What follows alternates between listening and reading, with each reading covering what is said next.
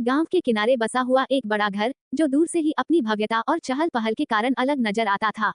इस घर में रहता था गुप्ता परिवार। यह कोई साधारण परिवार नहीं था, बल्कि एक संयुक्त परिवार था, जिसमें करीब 20 लोग रहते थे।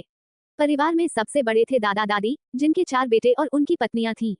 उनके पोते पोतियां और नन्हे बच्चे पूरे घर को जीवंत बनाए रखते थे।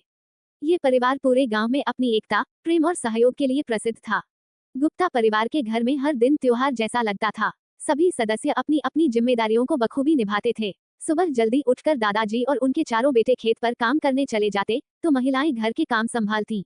बच्चों की पढ़ाई और खेल कूद के लिए समय तय था। लेकिन जब बात खाने की आती, तो पूरा परिवार मिलकर इसे खास बनाने में जुट जाता था।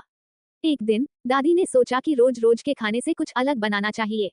दादी के मन में एक खास विचार आया। उन्होंने सभी को बुलाकर कहा, आज हम पनीर भुजिया बनाएंगे। ये सिर्फ एक डिश नहीं होगी, बल्कि हमारे परिवार की मेहनत और प्यार का प्रतीक होगी।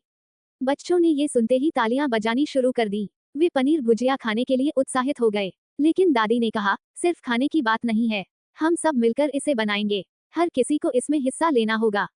दादी ने पूरे परिवार को कामों में बांट दिया। बच्चों को सब्जियां काटने की जिम्मेदारी दी गई। मम्मी और चाचियों को मसाले तैयार करने का काम सौंपा गया। चाचा और पापा को दूध से पनीर बनाने का काम मिला। दादाजी और अन्य बुजुर्ग सबकी निगरानी और सलाह देने के लिए तैयार थे। दादी ने मुस्कुराते हुए कहा, आज हमारा खाना एक परंपरा बनेगा। हम सब इसमें अपना प्यार और मेहनत डालेंगे। रसोई में हलचल शुरू हो गई। बच्चे सब्जियां काटने में जुट गए। छोटा रोहन प्याज छीलते हुए रोने लगा, तो बाकी बच्चे उसकी खिल्ली उड़ाने लगे। सबसे छोटी पोती सिया ने टमाटर काटने की कोशिश की, लेकिन उसे सही आकार नहीं आ रहा था। फिर उसकी बड़ी बहन ने उसे सिखाया। इस दौरान बच्चों के बीच हंसी मजाक चलता रहा। दूसरी तरफ मम्मी और चाचियां मसालों को पीस रही थीं। उन्होंने पुराने गीत गाने शुरू कर दिए। इन गीतों को सुनकर चाचा और पापा भी अपने काम के दौरान गुनगुनाने लगे। वे दूध से पनीर बना रहे थे। चाचा ने पापा से मजाक में कहा, अगर पनीर अच्छा न बना तो दादी हमें डांटेंगी। पापा ने हंसते हुए कहा, डांट के साथ साथ हमें कल से रसोई का काम भी करना पड़ेगा। ये सुनकर सभी हंस पड़े। जब पनीर और सब्जियां तैयार हो गईं, तो दादी ने बड़े चूल्हे पर कढ़ाई चढ़ाई। उन्होंने धीमी आंच पर प्याज, टमाटर और मसालों को भूनना शुरू किया। उनके हाथों का जादू देखते ही बनता था। मसालों की खुशबू पूरे घर में फैल गई। बच्चे भागकर रसोई के पास आ गए और कहने लगे, दादी जल्दी करो, हमें बहुत भूख लगी है। दादी ने मुस्कुराते हुए कहा, थोड़ा धैर्य रखो, प्यार से बनी चीजें समय लेती हैं। जब पनीर भुजिया तैयार हुई, तो सभी के चेहरे खुशी से चमक उठे।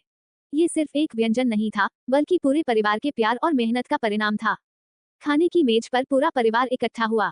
दादी ने सबसे पहले पनीर भुजिया परोसी और कहा, ये सिर्फ पनीर भुजिया नहीं है, इसमें पूरे परिवार का साथ और मेहनत छिपी है। बच्चों ने पहली बाइट लेते ही कहा, वाह दादी, ये सबसे स्वादिष्ट खाना है जो हमने खाया है। दादाजी ने भी मुस्कुराते हुए कहा, ये हमारी एकता और प्यार का स्वाद है। यही है संयुक्त परिवार की ताकत। उस दिन गुप्ता परिवार ने ये तय किया कि हर महीने ऐसा एक दिन होगा, जब पूरा परिवार मिलकर कुछ खास बनाएगा। ये परंपरा उनकी एकता और प्यार को और मजबूत करेगी। ये कहानी हमें सिखाती है कि जब लोग मिलकर काम करते हैं, तो कोई भी काम मुश्किल नहीं होता। साथ ही परिवार की एकता और प्यार जीवन के हर स्वाद को खास बनाते हैं। अंत में गुप्ता परिवार ने ये साबित कर दिया कि संयुक्त परिवार में रहने का असली मजा एक दूसरे के साथ समय बिताने और मिलकर खुशियां बांटने में है।